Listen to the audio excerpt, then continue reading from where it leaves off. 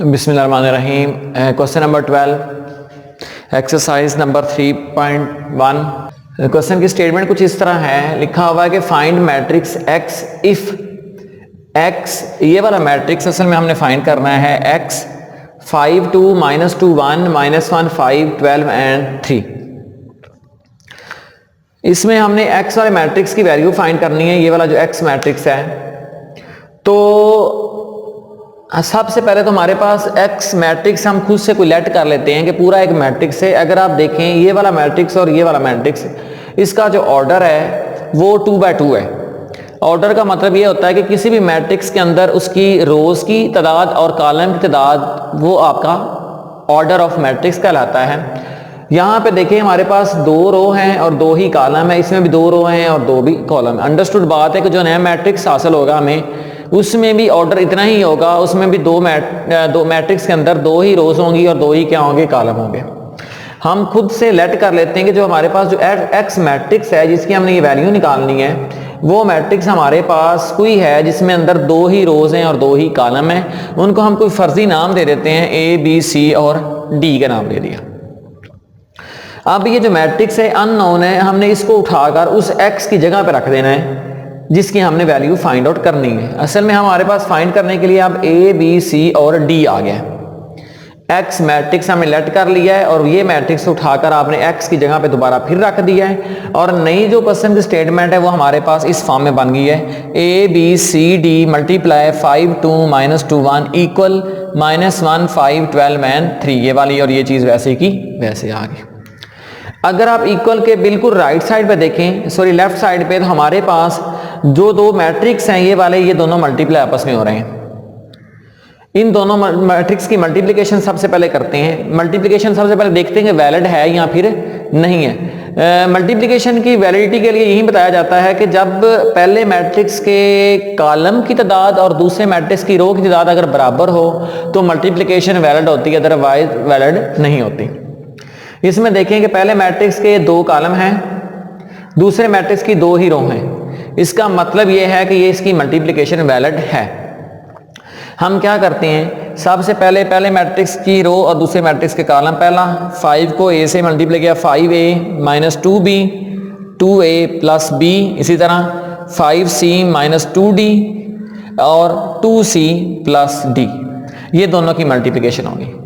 पहले मैट्रिक्स की पहली रो पहला कॉलम, पहले मैट्रिक्स की पहली रो दूसरा कॉलम, दूसरे का दूसरा कॉलम। इस तरह दूसरी रो की बारी पहले कॉलम के साथ और दूसरी रो की बारी दूसरे कॉलम के साथ, ये लिख दिया। पहले वाली एंट्री पहली के साथ मल्टीप्लाई करनी है और दूसरे वाली एंट्री दूसरी के साथ मल्टीप्लाई करनी है। अब हमारे पास जो मैट्रिक्स है वो इस फॉर्म में आ गया है, -1 5 12 एंड 3 वैसे का वैसे आता जाएगा, इसमें तो कोई फर्क नहीं पड़ेगा। अब आगे आप लोग देखते हैं कि हमारे पास ये चीजें तो मिल गई, हम यहां तक मल्टीप्लिकेशन हो गई है, हमने इनको इक्वल रख लिया है। अब हम यहां से नेक्स्ट गोल जो है ना वो यही है कि हमने यहां से ए और बी की जो वैल्यू है ये फाइंड आउट करनी है। तो हमारे पास ये देखें जो पहली एंट्री है वो लिखी हुई है 5a - 2b और ये इक्वल किसके है, -1 के है। ये लिख लिया गया है कि 5a - 2b = -1 है। दूसरी एंट्री क्या है, 2a + 2b = 5, वो ये लिख ली गई है। ये ऊपर वाली 2 एंट्री जो है ना ये आपके पास a और b वाली है, नीचे वाली दोनों एंट्री अगर देखें तो वो c और d वाली है।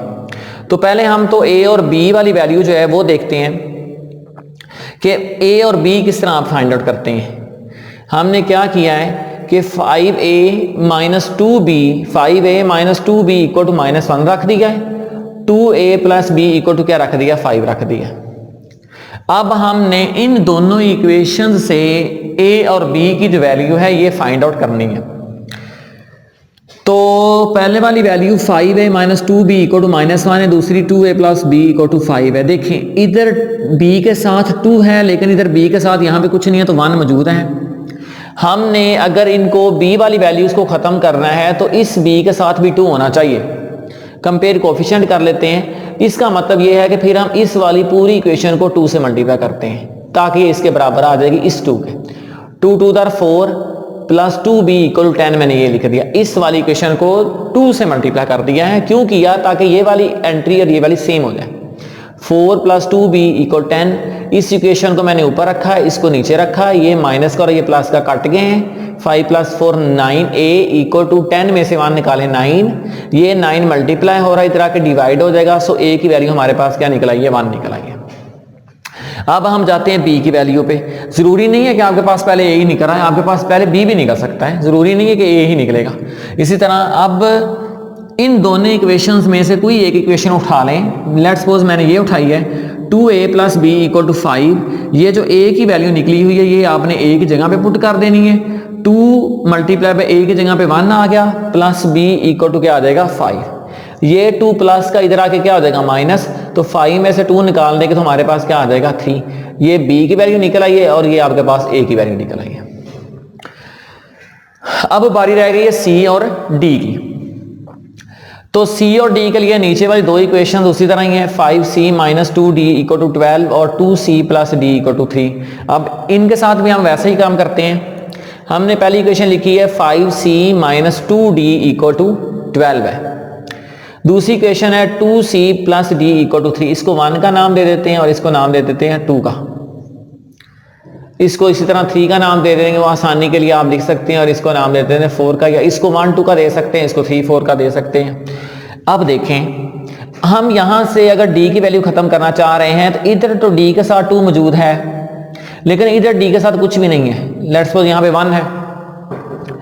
इन दोनों को इक्वल करने के लिए हमने जो इक्वेशन नंबर 2 है उसको मल्टीप्लाई करेंगे किसके साथ, 2 के साथ। तो ये हो जाएगा 4c + 2d = 6। हाँ, ख्याल रहे कि पूरी इक्वेशन के साथ मल्टीप्लाई करना है, पहली दो वाली वैल्यूज का साथ नहीं, इक्वल के उस साइड का भी ख्याल रखना है कि उधर भी जो वैल्यू उसको भी सेम वैल्यू से मल्टीप्लाई करनी पड़ेगी। मतलब इसको हमने 2 से मल्टीप्लाई कर दिया, 4c + 2d = 6। ये वाली इक्वेशन नीचे आ गई, 5c - 2d = 12। ये माइनस प्लस कट गए, 5 + 4 9c, 6 + 12 18। ये 9 1 था 9 9 2 था 18। यहाँ ये इधर 9 मल्टीप्लाई हो रहा है, इधर आके क्या हो जाएगा डिवाइड। c की वैल्यू हमारे पास 2 निकल आई है। अब c की वैल्यू जब 2 निकल आई है तो आपने इन दोनों में से 1 और 2 में से जो मर्जी इक्वेशन इस्तेमाल करके उसमें c की वैल्यू पुट करके आप d की वैल्यू निकाल सकते हैं। मैंने क्या लिखा हुआ 2c + d = 3। c की वैल्यू 2 निकल आई है, 2 2 दार क्या हो गया 4। ये देखें c की जगह पे 2 रख दिया, 2 2 दार 4 + d = 3। ये 4 प्लस के इधर आके क्या हो जाएगा माइनस। सो 3 में से 4 निकालेंगे तो हमारे पास -1 का आंसर मिल जाएगा। इसी तरह ये हमारे पास a b c और d की जो वैल्यू है ये निकल आएंगे। अब हमने नेक्स्ट काम ये करना है कि हमारे पास जो मैट्रिक्स था x वो था, चलो इसको रेज नहीं करते, देख लेते हैं, वो था a b c और d। हमने असल में गोल हमारा यही था कि हमने ये जो मैट्रिक्स x है इसकी वैल्यू जो है ना ये फाइंड आउट करनी है। तो इसके लिए हमें क्या करना पड़ा है कि हमने लेट किया कोई एक मैट्रिक्स, उसको मल्टीप्लाई दोनों को किया, फिर इन दोनों को कंपेयर किया। इसी तरह 4 इक्वेशंस बनी, पहली 2 को कंपेयर करके a भी निकल आया, a ये है और b की वैल्यू 3 है। इस तरह तीसरी और चौथी को जब कंपेयर किया इन दोनों इक्वेशंस को तो हमारे पास c और d की वैल्यू निकल आई थी। c की वैल्यू हमारे पास निकली है 2 और d की वैल्यू क्या निकली है -1। इस तरह चारों इक्वेशंस हमारे पास, मतलब चारों वैल्यूज पूरी होगी जो कि अननोन थी। अब हमने नेक्स्ट काम करना क्या है कि जो उन्होंने कहा था हमने वो मैट्रिक्स x से निकालना है। तो x लेट किया हुआ था a b c और d।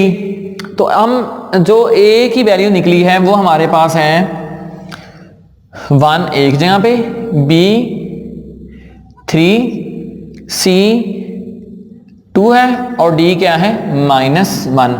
ये हमारे पास न्यू मैट्रिक्स आ गया 2x2 का। इसमें 2 ही रोज हैं और 2 ही क्या है कॉलम है। ये क्वेश्चन नंबर 12 का पार्ट नंबर 1 था। इसका जो पार्ट नंबर 2 है वो भी बिल्कुल सेम है, जो कि आप लोग खुद करेंगे।